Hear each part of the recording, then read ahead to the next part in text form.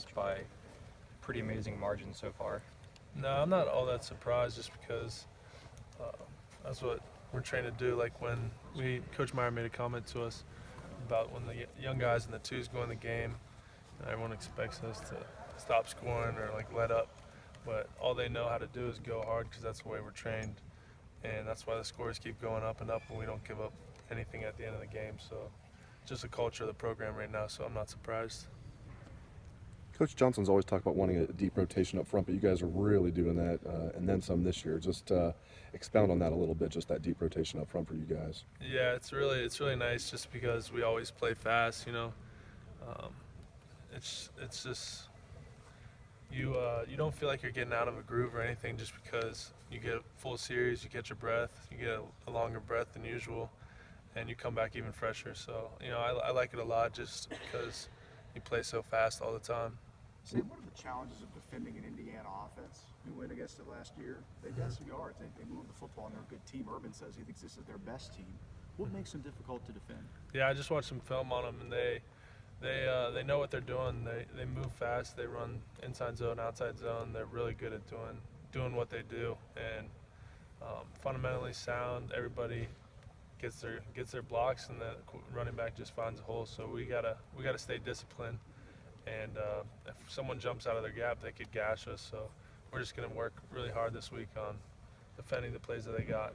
Did you watch that game against Michigan State, Indiana, Michigan State, Saturday night? I watched a cut up where there are a lot of plays on from that game on the cut up. Yeah. What was your reaction when you first heard that Indiana had beat Michigan State?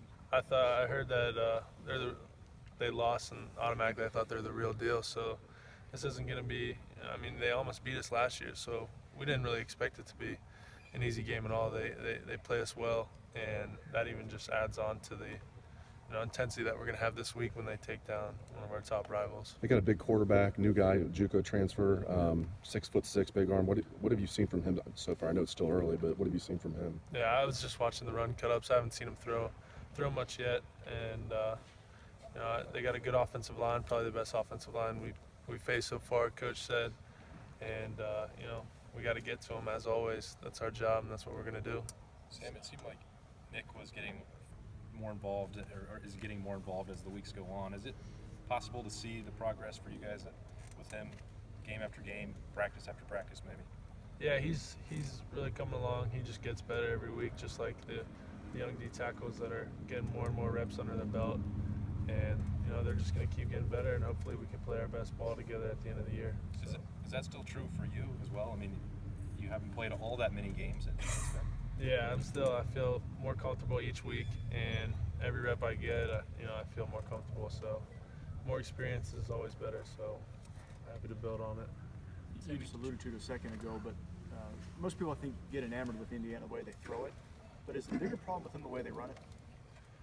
Well, I've only been focused on the run so far just because Tuesday's run practice, and we haven't got to third downs yet, but they're effective running the ball, and the first thing we got to do is stop the run to get them in throwing situations. So if we don't stop the run, we're dead in the water. So we focus on stopping the run and then getting to the quarterback once they're forced to throw the ball. You're the only team in America that hasn't allowed a rushing touchdown this year. Mm-hmm. I know you all really don't care about headlines and credit and that kind of stuff, but is that a point of pride with you all in the defensive room? We haven't. I didn't even know that was a stat actually. But so clearly the answer is yes. Yeah. I guess that's just what we do, and we're gonna try not to let one up this week. Sam, I know you haven't been a defensive lineman for all that long, but you usually don't see that rotation at that position as much. You think receivers, maybe cornerbacks, things like that. Even as you being new to the position, does that seem a little strange? I mean, I know you said you enjoy it because it gets you some breaths, but is it weird to kind of rotate as much as you guys are doing? Yeah, my redshirt year I didn't play, I saw guys like Steve Miller and Joey and Adolphus play 70 snaps a game, and I just saw how exhausted they were during the week of practice and how it wore on their bodies so much. And for us to be able to play 25, 30, however many plays, we haven't been getting that much the last week.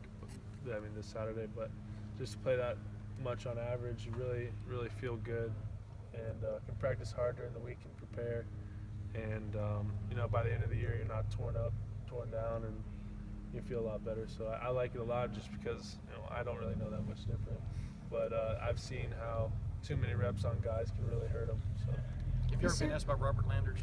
what's that? Have you already been asked about Robert Landers? I have not. What he's brought to the team? What have you seen from him the last several weeks, Sam? He's an energetic guy, and he's got such a great center of gravity. He's low to the ground. He can kind of slip through and around blocks. And when those centers were pulling on Saturday, he was making them pay for it every time. He's a fun guy, and I'm really happy to see some success for him because I know how hard he's worked. He's a Cincinnati guy. So Yeah, and once you get a chance to play, how much, I don't know, more confident? I mean, you went through it too, How much more confident does that make you from one week to the next? I mean, getting a chance to play like he's getting a chance now. Yeah, I think it's really personal confidence, but it's also like once you make plays like that, the coaching staff and everyone in the program has confidence in you. Yeah. Once you finally prove that you can do something, so you're not just another guy in the program. You're actually someone that's contributing, and that's just the biggest thing. That's such a great feeling to know that you're contributing and gives you more confidence than just personal confidence. Mike Hill's a guy that probably doesn't get a lot of stats, but he's a guy that does such a good job of clogging things up in the middle. Can you kind of give insights on what he brings to the table for you guys? Yeah, we talk about Mike just because he's so selfless, and the job that he's done is the reason why we've been so successful. He's the most selfless guy on the team, taking on double teams, squeezing the center so the three tech can make some plays. And Coach Johnson just tells him to be the best in the country at what he does, and that's what he's focused on. The best thing that he does is not, making plays. It's doing what he needs to do for our defense to be successful. So really shout out to him for being selfless and doing his job and not worrying about stats and stuff like that. Hey Sam, Chris just said that Urban will every once in a while test you guys and then tell you afterward, hey, this was a test. Mm-hmm. How do you get through day to day knowing that anything you do might be an Urban Meyer test without getting a little bit paranoid about it? You kind of know when he's testing you just because it's a serious moment, and like on Tuesday we didn't have a very good practice and everybody knew it, and he called us out. We had a team meeting and told us we need to respond, and on Wednesday we went out and had one of the best practices that we've had. So it's just situations like that where he puts it on us to do something or get something done, and in order to be successful, and we do it. He said sometimes a day off or something that you might consider a reward might actually be a test. I mean, yeah, like on the bye weekend, obviously we're tested to Right.